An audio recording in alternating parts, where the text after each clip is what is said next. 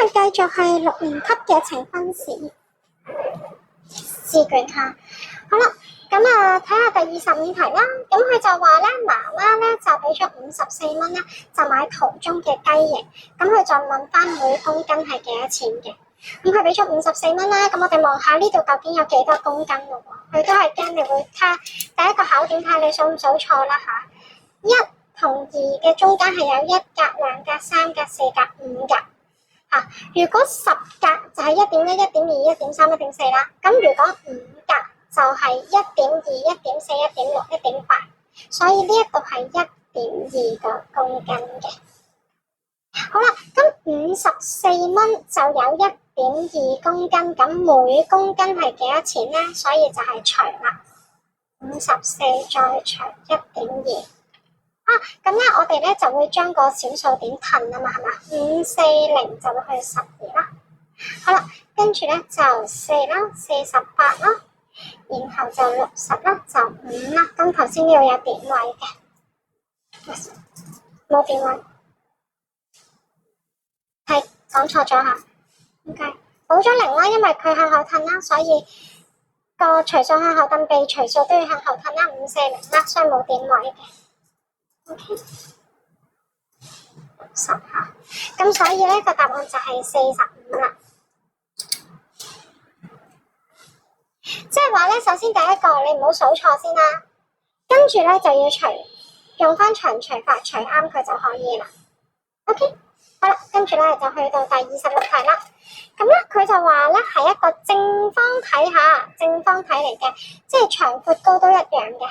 咁佢就問翻呢一個紙樣接出嚟係乜嘢嘅體積下。咁佢有可能會問面積嘅，咁少部分會問周界啦。咁基本上都係面積同埋體積嘅啫。咁今次佢係淨係問體積下，即係長乘闊乘高啦。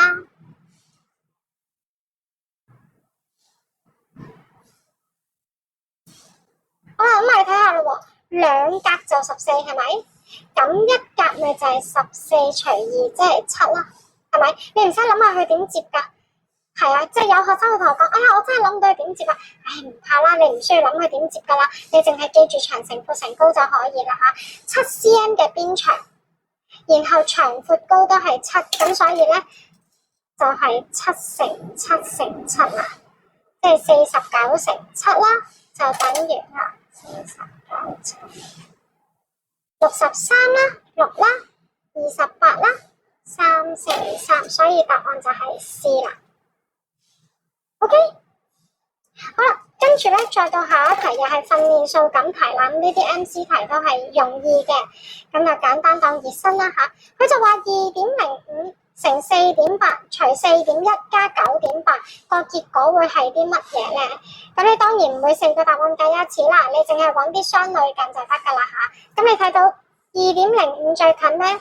梗係近2啦，所以 D 一定錯啦，冇啦3啊。2.05喎，佢距離個3好遠喎，2.05多過2少少嘅啫喎，係咪？好啦，跟住咧就到4.8啦。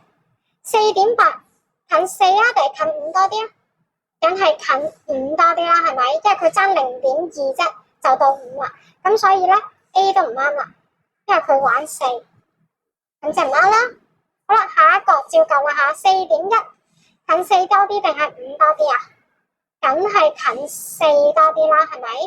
因為佢爭0.9喎，爭好多先至去到5個喎，咁佢梗係近4多啲啦，所以 C 都唔啱啦，所以答案就係 D。睇多次下，2啦、5啦、4啦、10啦 ，OK。容易嘅部分做咗啦，我哋嚟啲麻煩啲嘅部分啦。哇，去打星星添喎！咁佢就話咧，家豪咧就買咗咧3個漢堡包，俾咗100蚊啦。咁咧，因為而家特價咗，所以就找翻43個九俾佢。咁佢就問啦，每個漢堡包下，睇住係每個比原價平咗幾多咧？咁我哋亦都圈住個漢堡包係咪？編住個原價喺呢度先啦。好啦，咁我哋而家就可以計下，究竟佢每一個漢堡包俾咗幾多錢咧？係咪？嗱，100減43.9，因為佢找翻43.9啊嘛，佢睇清楚喎，佢係找翻43.9喎，唔係俾43.9下，咁所以咧就要睇清楚啦。1啦，借咗過嚟即係9啦，即係6啦，借咗過嚟即係9，即係5啦，即係話咧佢俾咗56個1咧去買3個漢堡包嘅，係咪？咁咧跟住我哋就可以用56個1啦，再除3啦，3一如3啦，26啦，8啦，24啦，2.1啦，21啦嚇，呢個7啦，1啦，即係18個7，係咪？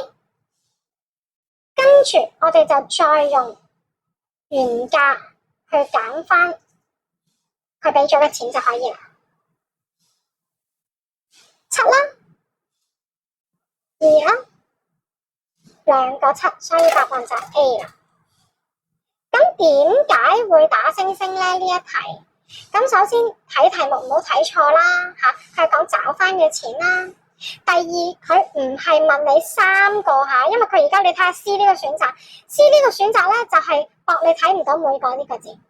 咁結果咧你就一次過就咁講話3個漢堡包一齊平咗幾多？咁而家佢唔係一齊，佢係獨立咁樣每一個幾多？咁所以 C 唔啱啦，題目要睇清楚啦。然後咧就係點解佢會打星星咧？因為咧佢要你計咗幾次。第一個首先你要計咗3個漢堡包，佢而家喺特價嘅狀態俾咗幾多錢？第二次就係要除翻每一個漢堡包幾多錢，然後再減，即係話咧又要理解，又要運算，又要唔好計錯，咁所以咧佢就打個星星喺度啦。OK， 好啦，咁咧我跟住咧就去到31啦，又打星星啦。咁呢一度咧先解咗個題目，我再話俾你哋聽個技巧係啲乜嘢。佢話星星咧係一個3位小數，然之後佢就問咧邊一個算式嘅結果係最細，也要圈起佢啦。最細下，你諗清楚究竟佢要最大定最細先。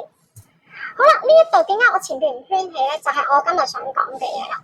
嗱，我哋試想像下，如果20粒糖分俾5個人，每人有4粒；20粒糖分俾2個人，每人有10粒。20粒糖1個人食晒，佢就係20。咁即係咩意思咧？我哋係唔需要諗前邊呢個嘢係咩嚟，同個被除數冇乜關係，反而係除數，除人哋嘅嗰個人。你分得嘅人越多，分到嘅嘢就會越少，啱唔啱啊？呢個係一個都幾重要嘅數感練習數感嘅想法嚟，即係話我無論呢份嘢呢個蛋糕有幾多件都好啦，總之越多人嚟分就分得越少。即係話咧，我唔知你哋學校會唔會，我哋以前細個會講下僧多粥少係咪啊？唔知而家仲教電視仲會唔會講啊？ETV 仲會唔會講僧多粥少嘅原理？所以咧，只要呢個數越大，得出嚟嘅結果就越細。既然係咁，你就可以睇啦。A、B、C、D 裏面邊一個最大咧？梗係佢最大啦。所以佢得出嘅結果就會係最細啦。越多人分到嘅嘢就越少，同佢係唔係一個3位小數咧，係冇關係。OK，